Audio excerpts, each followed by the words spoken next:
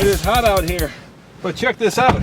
There's a key, which you'd expect. You can get push button start, but on the mid-range level pickups and higher, you also get this rotary selector switch. Kind of reminds me of a Jaguar. You wouldn't think that being a pickup.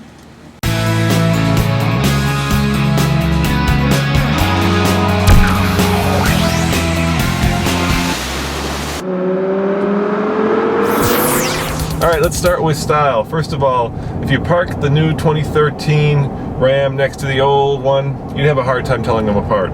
There are subtle differences. Projector beams are probably the best giveaway, but for the most part, the trucks are very similar. We stuck with carryover sheet metal for the hood and the fender, but basically everything from here to the floor is new.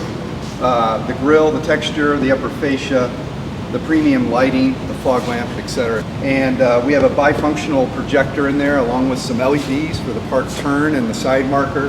And once again, it gives us a very premium look, very advanced looking for those different models and helps separate them from everybody else.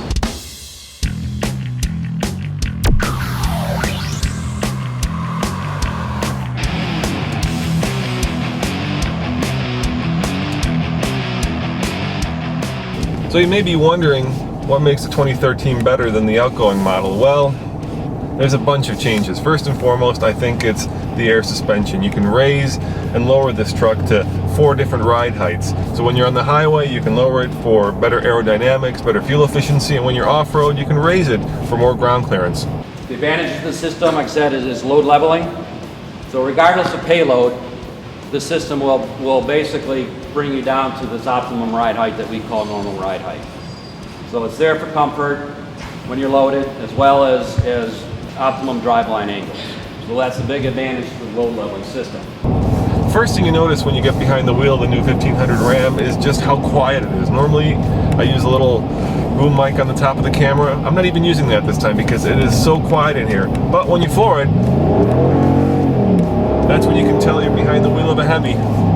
It still sounds good. And those dual exhausts popping out the back, those look pretty badass in my opinion. Well, all the wheels are new. These are 20-inch wheels.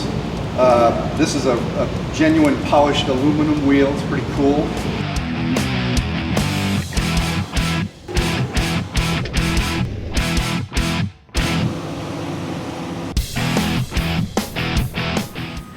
And of course, underneath the hood of the Ram is a 5.7 liter V8 Hemi, made it to an optional 8-speed. That's right, 8-speed automatic transmission.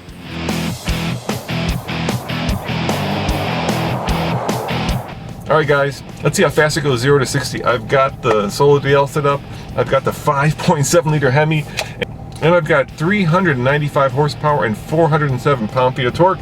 Real world testing, here we go. A little bit of wheel spin. Good oomph, 8-speed transmission. Here it comes, 60 now. All right, what do you think? Did I break into the 7s? I did not. 8.18 seconds. Full disclosure, my partner who's holding the camera, Stephen Chupnik from Motor Week, was able to go under 8 seconds, so I did it again, and I got 7.62. I figured the Hemi had more in it than just 8 seconds, and, well, thanks to Stephen, I was right. So one of the things we really want to do, especially on the long run, you can see that here, is the introduction of real wood. So on our steering wheel, center stack, and all 4 doors, we've introduced real wood in Longhorn. We have 2 stain finishes. Some unique stuff about that wood in general is the wood is a walnut by nature. In Europe, it's actually used as fence posts. And over the time, the fence posts, they wrap barbed wire around it, the trees start to engulf that barbed wire, and actually the barbed wire starts to eat up inside and deteriorate a little bit, and actually what creates the swirling effect. Inside, it's just a nicer place to be. However, there are still some remnants of cheap plastics like this light switch. I'm not a big fan of this fake French stitching. I do like the real wood which comes on the higher end models. In general, it's just a nicer place to drive, and it feels, well, more expensive and more upscale. All right, it's a pickup. If you're buying this for the ride and handling, you're probably buying the wrong vehicle. Is it better than a Ford or a Chevy? Let me have it for a week before I can make that determination. All right, let's get real. most buyers probably won't be purchasing the leather-bound Lariat 8-speed push start that I just drove.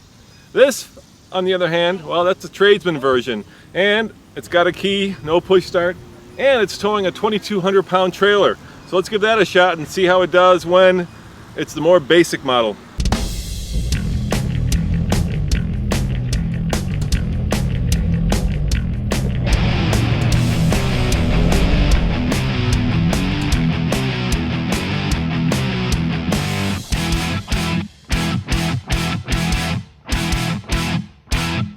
I'm in the tradesman now, and I've gone from one of the more expensive Rams to one of the least expensive. This one starts at just under $23,000. For that, you get a V8 engine that puts out 310 horsepower and 330 pound-feet of torque, 6-speed automatic transmission, a tow package, but roll-up windows.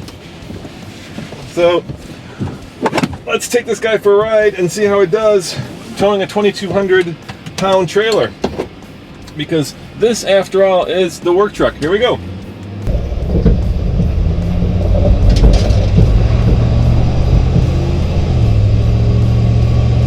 I'm towing a 2,200 pound trailer which has an ATV on the back of it, and you know what? I can't tell. I've got it floored. 310 horsepower is plenty. It's like towing, well, it's like towing nothing for this pickup.